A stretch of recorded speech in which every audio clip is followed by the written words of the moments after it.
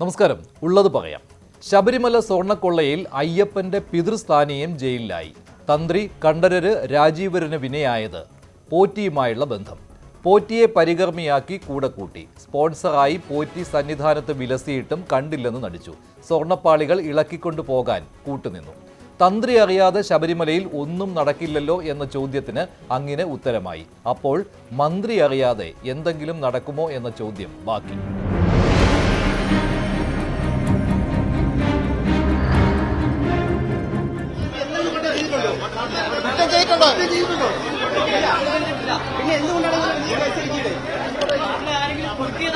താങ്കളെ കുടിക്കുന്നതാണെന്ന് തോന്നുന്നുണ്ടോ?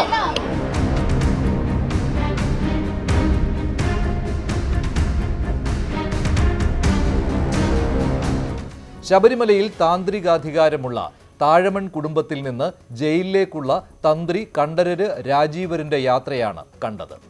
നേരത്തെ ചോദ്യം ചെയ്ത് വിട്ടയച്ചെങ്കിലും തന്ത്രിയുടെ പങ്കിലേക്ക് അന്വേഷണം തുടർന്നപ്പോൾ അറസ്റ്റ് അനിവാര്യമായി. 2019 മെയ് 18 ശ്രീകോവിലിലെ കട്ടിളപ്പാളികളും പ്രഭാമണ്ഡലത്തിലെ സ്വർണ്ണപ്പാളികളും ഇളക്കിയെടുത്തപ്പോൾ തന്ത്രിയുടെ സാന്നിധ്യം ഉണ്ടായിരുന്നു. മെയ് 19 പൂജകൾക്ക് തന്ത്രി ശ്രീകോവിൽ നട തുറന്നതാണ്. മിഥുനമാസ പൂജകൾക്ക് അടുത്ത മാസം നട തുറന്നപ്പോൾ ഇതേ സാമഗ്രികൾ തിരികെ എത്തിച്ചിട്ടില്ലെന്നും തന്ത്രിക്ക് അറിയാമായിരുന്നു. തന്ത്രി അറിയാതെയാണ് സ്വർണ്ണപ്പാളികൾ ചെന്നൈയിലെ സ്മാർട്ട് ക്രിയേഷൻസിലേക്ക് കൊണ്ടുപോയതെന്ന വാദമാണ് ഇതോടെ ഇല്ലാതാകുന്നത്. അറിയാതെയാണ് കൊണ്ടുപോയതെങ്കിൽ സ്വർണ്ണപ്പാളികൾ അഴിച്ചെടുത്ത നിലയിൽ കൽത്തൂണുകൾ കണ്ടപ്പോൾ എന്തുകൊണ്ട് ദേവസ്വം ബോർഡിലേക്ക് തന്ത്രി റിപ്പോർട്ട് ചെയ്തില്ല എന്ന ചോദ്യമാണ് ഉള്ളത്. സ്വർണ്ണപ്പാളികൾ തിരികെ കൊണ്ടുവന്നപ്പോഴും തിരികെ സ്ഥാപിച്ചപ്പോഴും മഹസർ തയ്യാറാക്കിയപ്പോഴും തന്ത്രിയുടെ സാന്നിധ്യവും ഉണ്ടായിരുന്നു. നടക്കട്ടെ, നമ്മൾ എല്ലാ ഘട്ടങ്ങളിലും പ്രതികരിക്കുന്നത് ഞാൻ നേരത്തെ പറഞ്ഞില്ലേ, ഞങ്ങൾ ബഹുമാനപ്പെട്ട കോടതിയുടെ മേൽനോട്ടം നടക്കുന്ന കാര്യമാണ്. അതിനിടയ്ക്ക് ഓരോ ദിവസം നടക്കുമ്പോൾ എല്ലാം പ്രതികരിക്കുന്നത് ശരിയല്ല. അപ്പോൾ അന്വേഷണം ശരിയായ ദിശയിൽ നമ്മൾ കോടതി സംതൃപ്തി രേഖപ്പെടുത്തിയത് അതാണ് നമ്മളിപ്പോൾ ഫോളോ ചെയ്യുന്നത്. അതിന് വ്യത്യസ്തമായ എന്തെങ്കിലും വന്നെങ്കിൽ അപ്പോൾ പറയാം. അന്വേഷണം കഴിയട്ടെ, എന്നിട്ട് നമുക്ക് എല്ലാ കാര്യവും. ഞങ്ങൾ ഒരു ഘട്ടത്തിലും ശബരിമല അന്വേഷണത്തെ സംബന്ധിച്ച് ഒരാക്ഷേപവും പറഞ്ഞിട്ടില്ല. കാരണം ബഹുമാനപ്പെട്ട കേരള ഹൈക്കോടതിയുടെ മേൽനോട്ടത്തിലും നിരീക്ഷണത്തിലുമാണ് നടക്കുന്നത്. ഹൈക്കോടതി തന്നെ പറഞ്ഞിട്ടുണ്ട്, ഞങ്ങളുടെ പൂർണ്ണ നിരീക്ഷണത്തിലാണ് എന്ന് ഹൈക്കോടതി പറഞ്ഞിട്ടുണ്ട്. ശരിയായ ദിശയിലാണ് എന്ന് കഴിഞ്ഞ ദിവസമാണ് കോടതി പറഞ്ഞത്. കേസ് അന്വേഷണം ശരിയായ നിലയിൽ പോകുന്നു. തന്ത്രി വളരെ പ്രധാനപ്പെട്ട ചുമതലയുള്ള ആൾ തന്നെയാണ്. എല്ലാം പ്രധാനപ്പെട്ട ചുമതലയുള്ള ആളല്ലേ. നിയമത്തിന്റെ മുമ്പിൽ എല്ലാവരും തുല്യരാണ്. അന്വേഷണം വളരെ ശരിയായ നിലയിൽ നടക്കുന്നു എന്നുള്ളതാണ് പൊതുവെ വന്നിട്ടുള്ള കാര്യം. നീതിപൂർവമായൊരു അന്വേഷണം നടക്കുന്നുണ്ട്, നല്ലതാണ്. ശബരിമലയിലെ ദേവന്റെ സ്വത്തുക്കൾ സന്നിധാനത്ത് നിന്ന് കൊണ്ടുപോകുന്നത് ആചാര ലംഘനമെന്ന് അറിഞ്ഞിട്ടും മൗനാനുവാദം നൽകി. തന്ത്രിയുടെ അറസ്റ്റിലേക്ക് നയിച്ച പ്രധാന കാര്യങ്ങളിൽ ചിലവ് മാത്രമാണിത്. ഒന്നാം പ്രതി ഉണ്ണികൃഷ്ണൻ പോറ്റിയുമായി രാജീവരർക്കുള്ള ബന്ധം വർഷങ്ങൾ നീളുന്നതാണ്. 2004 മുതൽ 2008 വരെ ശബരിമലയിലെ കീഴ്ശാന്തിയുടെ പരികർമ്മിയായിരുന്നു പോറ്റി. രാജീവരർ തന്ത്രിയായ കർണാടകത്തിലെ ശ്രീരാമപുര അയ്യപ്പ ക്ഷേത്രത്തിലെ മേൽശാന്തിയുമായി. തന്ത്രിയും പോറ്റിയുമായുള്ള സാമ്പത്തിക ഇടപാടുകളും അന്വേഷണ ഘട്ടത്തിലാണ്. ഈ കേസുമായി ബന്ധപ്പെട്ട അയ്യപ്പൻ്റെ സ്വർണം കടത്തിയവരാരാണെങ്കിലും അവരുടെ പേരിൽ നിയമപരമായ നടപടി ഉണ്ടാകണം. നിയമം എല്ലാവർക്കും ഒരുപോലെയാണ്. ആരും നിയമത്തിന് അതീതരല്ല. അപ്പോൾ നിയമത്തിൻ്റെ വഴിക്ക് പോകട്ടെ എന്നാണ് എനിക്ക് പറയാനുള്ളത്. ഇതുമായി ബന്ധപ്പെട്ട മറ്റ് വിവരങ്ങൾ നമ്മുടെ കയ്യിൽ ലഭ്യമല്ല. അതുകൊണ്ട് അതിനെപ്പറ്റി കൂടുതൽ പ്രതികരിക്കാൻ നിവർത്തിയില്ല. പക്ഷെ ഒരു കാര്യം വളരെ വ്യക്തമാണ്, ഇനിയും ഇതിനേക്കാൾ വലിയ വമ്പൻ സ്രാവുകൾ പിടിക്കപ്പെടേണ്ടതായിട്ടുണ്ട്. അവരൊന്നും രക്ഷപ്പെടാൻ പോകുന്നില്ല. ശബരിമല അയ്യപ്പൻ്റെ സ്വർണം കവർന്നവരാരാണെങ്കിലും അവരെല്ലാം നിയമത്തിന് മുമ്പിൽ കൊണ്ടുവരണമെന്ന് തന്നെയാണ് ഞങ്ങളുടെ നിലപാട്. ഇപ്പോൾ ജയിലിൽ കിടക്കുന്ന 3-4-5 പേരും തന്ത്രിയും ചേർന്നാൽ എല്ലാമായി എന്നാണ് ഗവൺമെൻറ് കരുതുന്നതെങ്കിൽ അത് ഞങ്ങൾ അംഗീകരിക്കില്ല.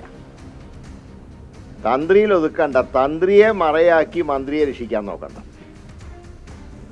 തന്ത്രി എന്ത് ചെയ്തു എന്നുള്ളതിനെക്കുറിച്ച് ഞങ്ങൾക്ക് അഭിപ്രായം പറയാൻ കഴിയില്ല. കാരണം ഇത് അന്വേഷിക്കുന്ന ഉദ്യോഗസ്ഥന്മാർക്കാണ് അതിൻ്റെ കാര്യങ്ങൾ ബോധിപ്പിക്കേണ്ടത്. അത് കോടതിയിൽ പറയേണ്ട കാര്യമാണ്. പക്ഷേ ഈ ദേവസ്വം ബോർഡ് ഭരണകർത്താക്കൾ മാത്രം വിചാരിച്ചാൽ ഇങ്ങനെ സ്വർണം കടത്തി കൊണ്ടുപോകാൻ കഴിയുമൊന്നുമില്ല. ഇത് മന്ത്രിമാർ അറിഞ്ഞില്ലെങ്കിൽ പിന്നെ ഇവരെന്തിനാ മന്ത്രിമാരായിരിക്കുന്നത്? അതായത് സ്വന്തം വകുപ്പിൻ്റെ കീഴിലൊരു കൊള്ള നടക്കുമ്പോൾ അത് കണ്ടുപിടിക്കാൻ മന്ത്രിമാർക്ക് കഴിഞ്ഞില്ല എന്ന് പറഞ്ഞാൽ ആരാ വിശ്വസിക്കുക? പ്രത്യേകിച്ച് മാർക്സിസ്റ്റ് പാർട്ടി പോലത്തെ ഒരു സംവിധാനത്തിൽ. ഇത് അറസ്റ്റ് ചെയ്തവരെല്ലാം ഒരു പാർട്ടിക്കാരല്ലേ? ആ പാർട്ടിക്കാർ സ്വർണം കടത്തിയത് ബന്ധപ്പെട്ട രാഷ്ട്രീയ പാർട്ടിയും, അതായത് CPM അതിൻ്റെ തലപ്പത്തുള്ളവരും മന്ത്രിയും അറിഞ്ഞില്ല എന്ന് പറഞ്ഞാൽ എല്ലാം തന്ത്രിയിൽ അവസാനിപ്പിക്കാം എന്ന് സർക്കാർ കരുതണ്ട.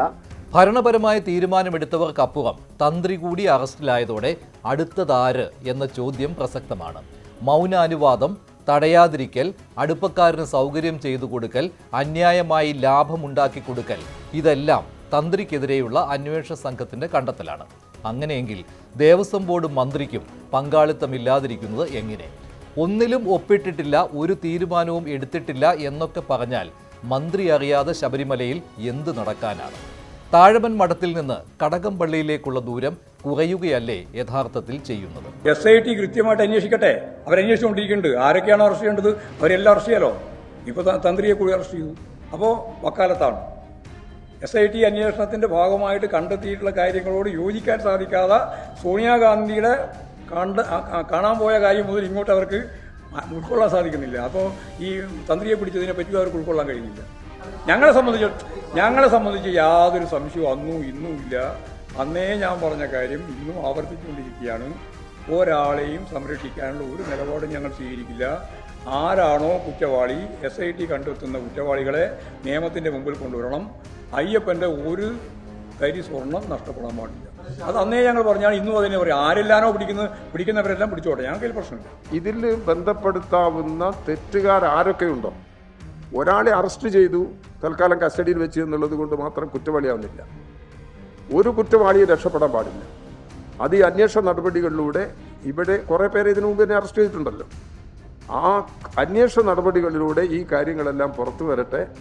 പുറത്തു വരുന്ന സമയത്ത് എന്താണ് എന്നുള്ളത് അത് സംബന്ധിച്ച് അപ്പോൾ നമുക്ക് പ്രതികരിക്കാൻ കഴിയില്ല. പ്രത്യേക അന്വേഷണ സംഘത്തിന് മേൽ സർക്കാരിന്റെ സമ്മർദ്ദം ഇല്ലെങ്കിൽ കടകംപള്ളിയും PS പ്രശാന്തും ക്യൂവിലാവേണ്ടതാണ്. പ്രതിപക്ഷവും തന്ത്രിയിൽ നിന്ന് മന്ത്രിയിലേക്ക് തിരിക്കാൻ താൽപ്പര്യപ്പെടുന്നതും ഇതിനാൽ തന്നെ. ആചാരലംഘനത്തിന് കൂട്ടുനിന്നെന്ന പേരിൽ തന്ത്രി അറസ്റ്റിലാകുന്നത് പല ചോദ്യങ്ങളും ഉയർത്തുന്നു. മന്ത്രിയെ രക്ഷിക്കാൻ തന്ത്രിയെ അറസ്റ്റ് ചെയ്തു എന്നതിലേക്കാണ് BJPയുടെ ആരോപണം. ഈ കുറുവ സംഘം ആണ് പോറ്റീന്റെ പിന്നിലും പോറ്റീനെ പ്രോത്സാഹിക്കുന്ന സോണിയാഗാന്ധിജിയും കോൺഗ്രസിന്റെ മുതിർന്ന നേതാവായ സോണിയാഗാന്ധിജിയും LDFന്റെ മുതിർന്ന നേതാവായ ബഹുമാനപ്പെട്ട മുഖ്യമന്ത്രി. അപ്പോ CPM കോൺഗ്രസ് കുറുവ സംഘം ആണ് ഈ കൊള്ളയിന്റെ പിന്നിൽ. അപ്പോൾ ഇതിന്റെ അന്വേഷണമാണ് നടക്കേണ്ടത്. ശബരിമലയിന്റെ സ്വർണം സംരക്ഷിക്കാനും അതിനെ കൃത്യമായ അതിന്റെ അക്കൗണ്ടബിലിറ്റിയും അത് നോക്കാൻ അതിന്റെ ആരുടെ ഉത്തരവാദിത്വമാണ്? ദേവസ്വം ബോർഡും ദേവസ്വം മന്ത്രിന്റെ അല്ലേ? അപ്പോൾ തന്ത്രിനെ അറസ്റ്റ് ചെയ്യുമ്പോൾ എന്തുകൊണ്ട് മന്ത്രിനെ അറസ്റ്റ് ചെയ്യുന്നില്ല? എന്തുകൊണ്ട് മന്ത്രിനെ ചോദ്യം ചെയ്യുന്നു, തന്ത്രിനെ അറസ്റ്റ് ചെയ്യുന്നു? ഇതൊരു ചോദ്യമാണ്, ഒരു വാലിഡ്, ഒരു ലെജിറ്റിമേറ്റ് ചോദ്യമാണ്. ഞങ്ങളുടെ ഒരു അഭിപ്രായം, ശക്തമായ ഒരു അഭിപ്രായം, ആദ്യം മുതൽ ഇവിടെ നടക്കുന്നത് CPM കോൺഗ്രസും അവരെ രാഷ്ട്രീയക്കാരെ സംരക്ഷിക്കാൻ ഒരു വലിയൊരു എഫർട്ട്. എല്ലാവിധ തെളിവുകളും കടകംപള്ളി സുരേന്ദ്രനും പ്രശാന്തിനുമെതിരെ ഉണ്ടായിട്ടും SIT അവരെ അറസ്റ്റ് ചെയ്യാൻ തയ്യാറായില്ല. എന്നാൽ തന്ത്രിയെ ഇപ്പോൾ അറസ്റ്റ് ചെയ്തിരിക്കുന്നു. തന്ത്രി ക്ഷേത്രത്തിലെ എല്ലാ വസ്തുക്കളുടെയും കസ്റ്റോഡിയൻ അല്ല, അത് ദേവസ്വം ബോർഡാണ്. തന്ത്രി അവിടുത്തെ ആചാരങ്ങളും അനുഷ്ഠാനങ്ങളും സംരക്ഷിക്കാൻ വേണ്ടിയിട്ട് മാത്രമാണ് അദ്ദേഹത്തിനുള്ള അധികാരം. അവിടെ പൂജ എങ്ങനെ വേണം, അവിടുത്തെ വഴിപാട് കാര്യങ്ങളിൽ എന്തൊക്കെ മാറ്റം വരുത്തണം, സമയം എങ്ങനെയായിരിക്കണം, അതിനപ്പുറത്ത് ദേവസ്വം ഭണ്ഡാരം സൂക്ഷിക്കാനുള്ള ഒരു അധികാരവും തന്ത്രിക്കില്ല. അതിന്റെ മുഴുവൻ കസ്റ്റോഡിയനും ദേവസ്വം ബോർഡ് തന്നെ. ഇതിൽ രാഷ്ട്രീയ ദുഷ്ടലാക്കുണ്ട്. CPM-ന്റെ പല നേതാക്കന്മാരും എന്തുകൊണ്ട് നിയമത്തിന്റെ മുന്നിൽ കൊണ്ടുവരാൻ SITക്ക് കഴിയുന്നില്ല? ഈ വക മർമ്മപ്രധാനങ്ങളായിട്ടുള്ള ചോദ്യങ്ങൾക്ക് ഇതേവരെ ഉത്തരം കിട്ടുന്നില്ല. അതുകൊണ്ട് SITയുടെ അന്വേഷണം കുറച്ചുകൂടി വ്യാപകവും ശക്തവുമാകണം എന്ന് ഭക്തജനങ്ങൾ ആഗ്രഹിക്കാൻ തുടങ്ങിയിട്ട് നാളുകൾ കുറേയായി. എന്തുകൊണ്ടാണ് ഗവൺമെന്റ്, ED, അതുപോലെ CBI തുടങ്ങിയിട്ടുള്ള കേന്ദ്ര അന്വേഷണ ഏജൻസികൾ തങ്ങളുടെ അന്വേഷണം ഈ ശബരിമല സ്വർണ്ണക്കൊള്ള കേസിൽ കൊണ്ടുവരുന്നതിന് എതിർക്കുന്നത് എന്തിനാണ്? സർക്കാരിന് ഇഷ്ടമല്ല, അതുപോലെ SITക്ക് ഇഷ്ടമല്ല, ദേവസ്വം ബോർഡിനും ഇഷ്ടമല്ല. എന്തുകൊണ്ട് അവരൊക്കെ അനിഷ്ടം കാട്ടുന്നു? അതിലും ദുരൂഹതയുണ്ട്. സർവാധികാരിയായി ഇത്രകാലവും അടക്കി ഭരിച്ചതിന് ശേഷം ഒരു കുഴപ്പം വരുമ്പോൾ ഇതൊന്നും ഞങ്ങളുടെ കുഴപ്പമല്ല, വേറെ ആരുടേതാണ് എന്ന് തലയിലിട്ട് രക്ഷപ്പെടുന്നതിന്റെ പിന്നിലെ രാഷ്ട്രീയമാണ്. അതിന് ഭരണകൂടം കൂട്ടുനിൽക്കുന്നു എന്ന് മാത്രമേ ഞങ്ങൾ പറയുന്നു. ആചാരലംഘനം ഉന്നയിക്കുമ്പോൾ ശബരിമലയിൽ സ്ത്രീകളെ പ്രവേശിപ്പിച്ചതിലെ ആചാരലംഘനവും BJP ആയുധമാക്കുന്നു. തന്ത്രിയുടെ അറസ്റ്റ് അന്വേഷണത്തിൽ സർക്കാരിന്റെ ഇടപെടൽ ഇല്ലെന്നതിന് ഉദാഹരണമായി ഇടത് കേന്ദ്രങ്ങൾ ചൂണ്ടിക്കാട്ടുമ്പോഴും ദേവസ്വം ബോർഡ് മുൻ അംഗം ശങ്കർദാസും മന്ത്രി കടകംപള്ളിയും മുൻ പ്രസിഡന്റ് PS പ്രശാന്തും എങ്ങനെ ഒഴിവാകുന്നു? ശബരിമല സ്വർണ്ണക്കൊള്ളയിൽ നിർണായക ദിവസങ്ങളാണ് ഇനി. കോടതിയിൽ കൊടുക്കുന്ന ഓരോ റിപ്പോർട്ടും, ഹൈക്കോടതിയിൽ നിന്ന് ഉണ്ടാകാൻ പോകുന്ന ഓരോ പരാമർശവും ആരുടെയൊക്കെ നെഞ്ചിടിപ്പ് കൂട്ടും. തെരഞ്ഞെടുപ്പ് അടുത്തിരിക്കെ പോറ്റിയെ കേറ്റിയെ പേടി സ്വപ്നത്തിൽ നിന്ന് സർക്കാരിനും LDFനും രക്ഷപ്പെടൽ നടത്തുക അത്ര എളുപ്പമല്ല.